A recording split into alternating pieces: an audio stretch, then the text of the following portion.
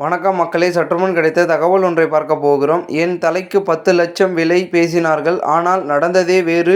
உடைத்து பேசிய உதயநிதி ஸ்டாலின் திடீர் தகவல். இந்த ஒரு தகவலை பற்றி தான் நாம் பார்க்க போகிறோம். தகவலை பார்ப்பதற்கு முன்னதாக நீங்கள் நம்மளுடைய சேனலுக்கு புதிய பார்வையாளர்களாக இருந்தீர்கள் என்றால் மறக்காமல் நம்மளுடைய சேனலை சப்ஸ்கிரைப் செய்து வைத்துக் கொள்ளுங்கள் மக்களே.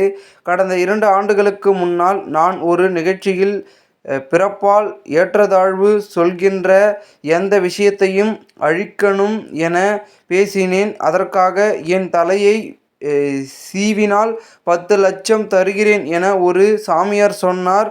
ஆனால் நான் அதற்கெல்லாம் அஞ்சவில்லை என தமிழ்நாடு துணை முதலமைச்சர் உதயநிதி ஸ்டாலின் கூறியுள்ளார்.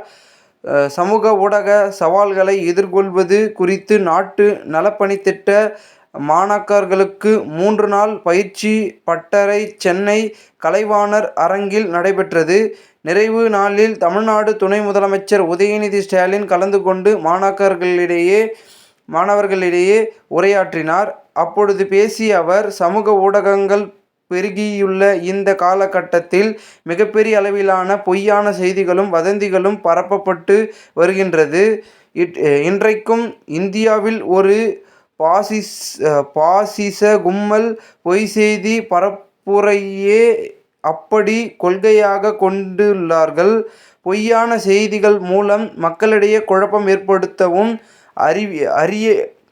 அறிவை மழுக்கவும் செய்யும் நோக்கத்தோடு தான் பொய்யான கதைகளை அவிழ்த்து விட்டுக்கொண்டே உள்ளார்கள்.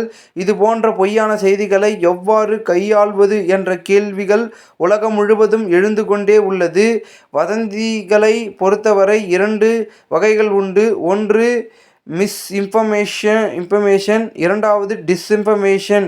மிஸ்இன்ஃபர்மேஷன் என்பது எந்த உள்நோக்கமும் இல்லாமல் பரப்புகின்ற பொய் செய்திகள். ஆனால் இந்த டிஸ்இன்ஃபர்மேஷன் என்பது திட்டமிட்டு உள்நோக்கத்தோடு பரப்பப்படுகின்றது பொய் செய்தியாகவே அமைந்துள்ளது. மிஸ்இன்ஃபர்மேஷனை விட டிஸ்இன்ஃபர்மேஷன் மிக ஆபத்தானது.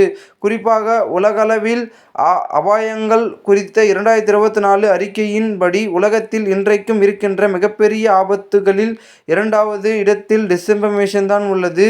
இன்றைக்கும் வேண்டுமானாலும் 2வது இடத்தில் இருக்கலாம். ஆனால் இன்னும் 2 ஆண்டுகள் கழித்து டிஸ்இன்ஃபர்மேஷன் மற்றும் மிஸ்இன்ஃபர்மேஷன் இரண்டுமே தான் உலகத்துக்கிடையே மிகப்பெரிய அச்சுறுத்தலாக இருக்க போகின்றது. போலி செய்திகள் மட்டுமில்ல, இன்றைக்கும் வெறுப்பு பேச்சு பெரிய அளவில் நாட்டையே பாதித்து வருகிறது. குறிப்பாக சிறுபான்மையின மக்கள், ஒடுக்கப்பட்ட மக்கள் வெறுப்பு பேச்சால் மிகவும் பாதிக்கப்படுகின்ற சூழலில் உள்ளது. இதற்கு பல உதாரணங்கள் உள்ளன. குறிப்பாக வட மாநிலங்களில் பிஎஃப் வைத்திருப்பதாக கூறி கும்பலாக அடிப்பதை எல்லாம் பார்த்தோம். வட மாநில தொழிலாளர்கள் தமிழ்நாட்டில் தாக்கப்படுகின்றன ஒரு பொய்யை பரப்பினார்கள். உடனே பீகாரில் இருந்து அலுவலர்களை வர வைத்து வட மாநில தொழிலாளர்கள் இருக்கின்ற இடங்கள் எல்லாம் நம்ம அரசு சார்பில் அழைத்து சென்று காட்டினோம். அவர்கள் இங்கு மிகவும் பாதுகாப்பாகத்தான் உள்ளார்கள் என பீகாரிலிருந்து வந்த அரசு அதிகாரிகள் உறுதிப்படுத்தினார்கள். அது மட்டுமல்லாமல் கடந்த 2 ஆண்டுகளுக்கு முன்னால் நான் ஒரு நிகழ்ச்சியில் பேசினேன். பின்னால் ஏற்றத்தாழ்வு சொல்கின்ற எந்த விஷயத்தையும் அழிக்கணும் என பேசினேன். உடனே என் பேச்சை திரித்து நான் சொல்லாத விஷயங்களையும் சொன்னேன் என ஒரு கும்பல் நாடு முழுக்க பரப்பிவிட்டனர்.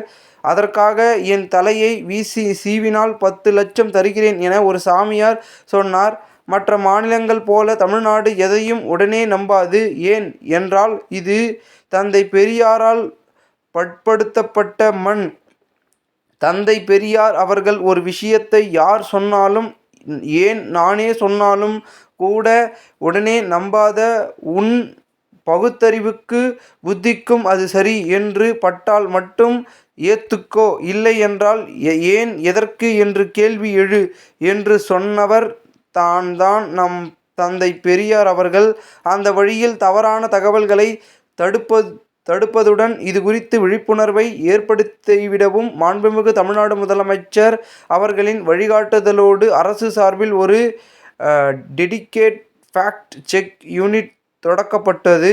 இன்றைக்கு தமிழ்நாடு ஃபேக்ட் செக் யூனிட் செயல்படுகின்ற வேகத்தை பார்த்து தவறான தகவல்கள் பரப்புகின்ற கும்பல் கதறிக்கொண்டு இருக்கின்றார்கள். இதற்கு கடந்த ஆண்டுகளை விட சமீப காலமாக தவறான தகவல்கள் பரப்பப்படுவது தமிழ்நாட்டில் மிகவும் குறைந்துள்ளது என்றார் உதயநிதி ஸ்டாலின். இந்த ஒரு தகவல் தற்போது அரசியல் வட்டாரங்கள் பெரும் பேசும் பொருளாக இருக்கிறது.